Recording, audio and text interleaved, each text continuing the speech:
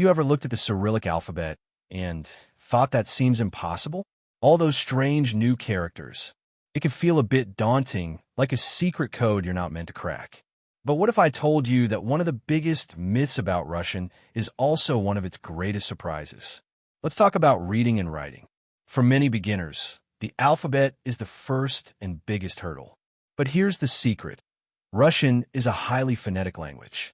This means that once you learn the alphabet, and that can be done in a weekend with a bit of focus, you can read almost any word you see. Yes, really. Think about it. Unlike English, where words like through tough, and though all sound completely different, in Russian, what you see is what you get.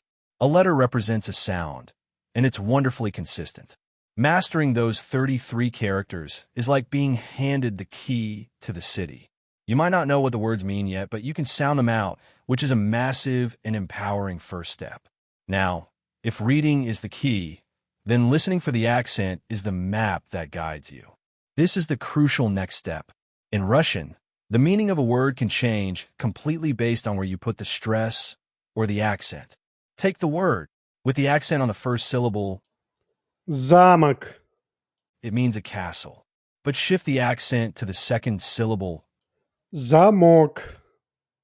and suddenly you're talking about a lock on a door.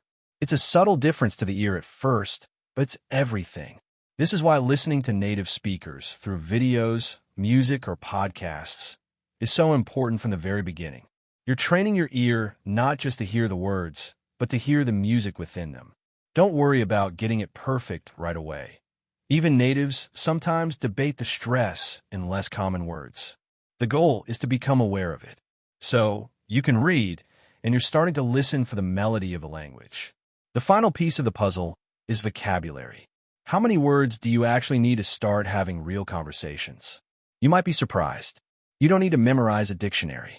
With a solid vocabulary of around 1,000 of the most common words, you can understand a significant portion of everyday conversations and express your basic needs, thoughts, and questions. This is your functional toolkit. These are the words for hello, thank you, where, how much, I think, I want, good, bad, time, food, family. Focus on these building blocks. Learn the nouns, verbs, and adjectives you would use in your daily life. Quality over quantity. And here is where Russian reveals another wonderful simplicity, the liberty you have in constructing a sentence. Unlike English, which often has a very strict word order, subject, verb, object, or the meaning falls apart, Russian is incredibly flexible. The meaning in Russian is largely determined by a word's ending, its case, not its position in the sentence. This means you can rearrange the words to emphasize what's most important, and you will still be understood. If you say, Я люблю кофе.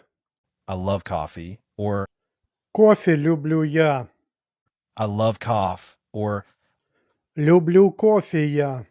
I do love coffee, the core meaning remains clear because the endings tell the story. So, even with a heavy accent and a simple vocabulary, a native speaker will understand you from the context. It's a forgiving and expressive language that gives you the freedom to find your voice. So, to recap your roadmap. First, conquer the Cyrillic alphabet. It's your key. Second, train your ear for correct accents from day one. It's your map. And third, build a strong, practical vocabulary of about 1,000 words. It's your toolkit. Combine these three elements, and you'll find that Russian isn't an insurmountable wall. It's a fascinating, flexible, and beautiful language waiting to be explored. The journey of 1,000 miles begins with a single step, or in this case, with 33 letters and the freedom to arrange them. Happy learning!